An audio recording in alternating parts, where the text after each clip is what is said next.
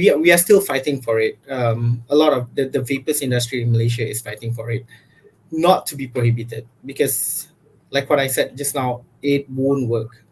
People will find ways to legal stuff, legal vape or legal smoke, counterfeit products and stuff like that. Hello, world. Welcome to the Vaping Unplugged podcast.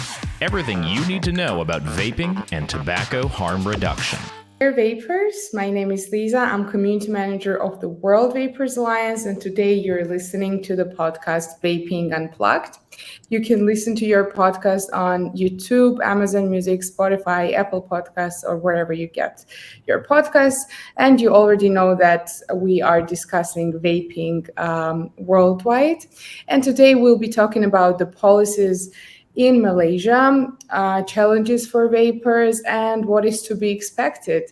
And we have invited a very special guest from Malaysian Vapers Alliance, Khairil Azizi. Khairil, thank you very much for joining us today and for your time. Yeah, well, thank you for inviting me to this podcast. Absolutely. It's a great pleasure. So, okay, before we start and dive into the discussion about the policies and what is going on in Malaysia, can you tell our listeners a little bit about how you became vapor and what is your vaping journey, maybe from vapor to being vape advocate too? Okay, all right. So I think this one, let me just, you introduced myself earlier. And then, yes, I am the president of Malaysian Vapers Alliance. And then I used to be a smoker, former smoker, and then now I am a full-time vapor. Okay, all right. So my journey from smoking into vaping, right? So I started smoking back in my university days, which was around 13 to 14 years ago, which that was quite a while. And then that was when I got peer pressured by my friends into smoking, and then basically to use smoking to use smoking to kill time and also to kill my boredom as well. But eventually, right, that habit sticks, and then I can say that I am addicted to smoking, um, which I felt kind of wrong if I don't have my smoking break in time, or when I don't smoke for more than 12 hours or 4 hours even. So I feel kind of like, oh, there's something wrong with me. And then that is when I know that this is addiction, because I need to smoke even after meal, toilet breaks, or even during sports, right? It doesn't sound right, but yeah, I need to smoke even during sports. So after sometimes I feel that I need to quit smoking because this doesn't feel right. I tried many ways to quit smoking. I tried cold turkey twice. I tried snacking, change my smoking habit to snacking various time, but eventually I go back to smoking. And the transition the transition from smoking to vaping started when I was quite lucky to be introduced to vape by a friend of mine.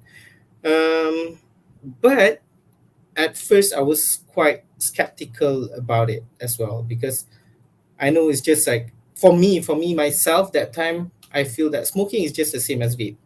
So yeah, I was skeptical, and then but still I give it a try, and I realized that I like it. I like vape better than cigarettes because of the flavor, and also because of the smell. There's no smells lingering around after you smoke, after you vape. Yeah, not smoke, after you vape. So I started substituting cigarettes and also vape. I took it alternately, and then eventually I managed to quit smoking, and then now I am a full vapor with no more urge to smoke cigarettes. Yeah. That's great. Thank you so much for sharing your story with us today. And very cool T-shirt, by the way, before I move on to the question. So let's move on to Malaysia. Vaping is legal in Malaysia. In April 2023, the Malaysian health minister announced that the country would exempt nicotine used in e-liquid from Poisons Act. And instead of that, the ministry said that they will be implementing the tax on vaping, if I understand that correctly. So could you elaborate on current legislative background more in detail for our listeners? What is the situation at the moment? Okay, yes. Recently, the nicotine was exempted from the Poison Act, and vape tax has been set at RM 40 cent per milliliter of the vape liquid as well. But I think the taxation framework is actually good because it is a step forward towards regulations, towards regulation for the vape industry. Because before this, we, in a way, we don't have like regulations, and yeah, basically we don't have regulations. So this has creates a new revenue streams for the government as well.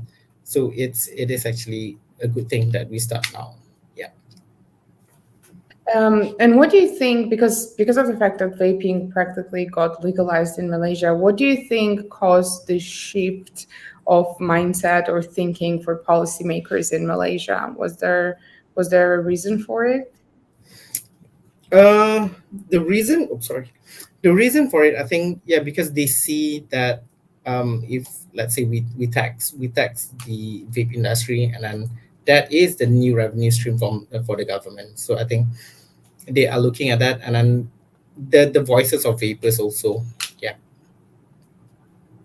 Okay, so last year I remember we were talking about the GEG in Malaysia. It's like 2022 Control of Tobacco Product and Smoking Bill, which was put on hold. And it also included this so-called GEG, which is Generation Endgame provision. And if I'm not mistaken, that would mean that anyone who was born after 2005 would be prohibited from consuming nicotine products, right? So what's the current status of the bill? Is it still on hold? Should we expect any further developments on the bill? Okay. Recently there is some development of it, because as of right now, the Control of Smoking Products for Public Health Bill 2023, which has the GEG, as you mentioned, as you mentioned just now, is being reviewed in the health. Hold on, let me see. Health Parliamentary Special Select Committee, PSSC. Yes. So it is being reviewed by the Health Parliamentary Special Select Committee, PSSC, after it was tabled for the first reading in early June, this June, with the objective to further examine and to refine the current bill. Okay, and then MVA is of opinion that regulation is very much necessary, but prohibition will not work. Yeah. Do you think that prohibition is expected anymore since it's already legal right now? Do you think that's something that vapers should expect in Malaysia? Uh, because we are still fighting for it. A lot of the vapors industry in Malaysia is fighting for it not to be prohibited, because, like what I said just now, it won't work. People will find ways to legal stuff, legal vape or legal smoke, counterfeit products and stuff like that. Yeah. So when I was reading about these newest updates about the situation in Malaysia, that vaping got legal, and that I saw that there were a lot of anti-vaping voices that thought that this decision was quite controversial. So is this accurate? And why do you think this is happening? what are the most common misconceptions then? Because I assume if there are anti-vaping voices, there might be some of the myths as well that people believe in, right? Mm-hmm. Okay. Yes, you are correct because there are many parties here that want vape to be prohibited or even banned, just like how they wanted to do the GEG as well. So, but they have like various reason for it as well. So, one of the reason they said it will increase smoking among youth. This is why we really need the regulations to be in place. And then number two is the health issue, where but this one right, they ignore the fact of tobacco harm reductions as well, because the there's a lot of facts about tobacco harm reduction, and then they said that it will attract new smokers as well. But this is where the education is very important. Uh, so for vape, it's like only smokers vape. So the education is very, very important. And then MVA has always advocated for the need of regulation for better for sorry, MVA has always advocated for the need of regulation to better protect the vape users. Yeah, the vape users that currently in Malaysia we have about 1 million vape users, and then regulation will ensure that they are the vape users have access to the product to the product of known quality and standards. And then education of harm reduction is also important to ensure vape is being used as an alternative to smoking.